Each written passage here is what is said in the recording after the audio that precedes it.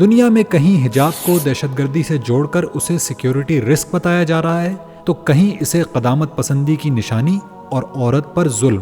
یوں مسلمان خواتین ایک عرصے سے اسلاموفوبیا اور امتیازی رویے کا شکار ہیں۔ مسلم حجاب سے مغرب کی نفرت کا اندازہ اس واقعے سے لگایا جا سکتا ہے جو 2009 جرمنی میں مروہ الشربینی کے ساتھ پیش آیا، جو ایک حاملہ مصری خاتون تھیں جنہیں ان کے حجاب کی وجہ سے ہراساں کیا گیا، دہشت گرد کہا گیا اور ان پر مغلظات بکی گئیں۔ مروہ انصاف حاصل کرنے جرمنی کے کورٹ پہنچیں، جہاں ملزم نے یہ کہتے ہوئے مروہ پر خنجر سے حملہ کر دیا کہ تمہیں جینے کا کوئی حق نہیں۔ مروہ پر بھری عدالت میں خنجر کے 18 وار کیے گئے، جس کی زد میں ان کا شوہر اور 2 سالہ بیٹا بھی آ گئے۔ مروہ اسی وقت جان سے ہاتھ دھو بیٹھی، جبکہ ان کے شوہر اور بیٹا بھی شدید زخمی ہو گئے۔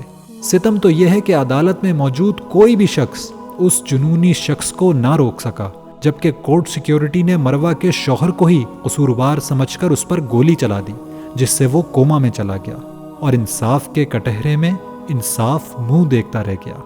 اس واقعے کا مسلم دنیا میں شدید رد عمل سامنے آیا، جس پر جرمنی کی حکومت کو چاروں ناچار معافی مانگنا پڑی۔ یہ واقعہ اپنی نوعیت کا پہلا واقعہ تھا، نہ ہی آخری۔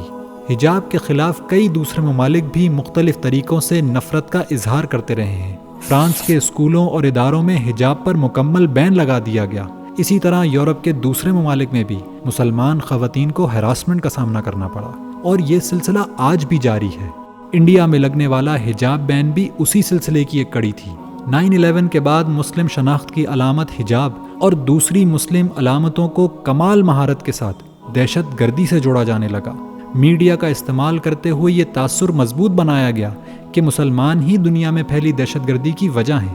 یہ پروپیگنڈا اس قدر کامیاب ہوا کہ مسلمانوں کے لیے مسلم شناخت کی علامت کو اپنانا مشکل تر ہو گیا۔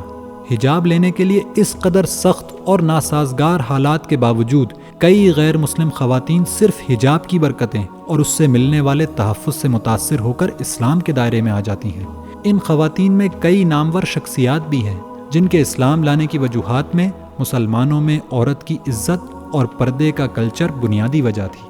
اصل بات یہی ہے کہ جس نے پردے کے فلسفے کو سمجھ لیا، وہ جان گیا کہ یہ محض کپڑے کا ایک ٹکڑا نہیں، بلکہ حیا کے رنگوں سے مزین زندگی کا طرز عمل ہے۔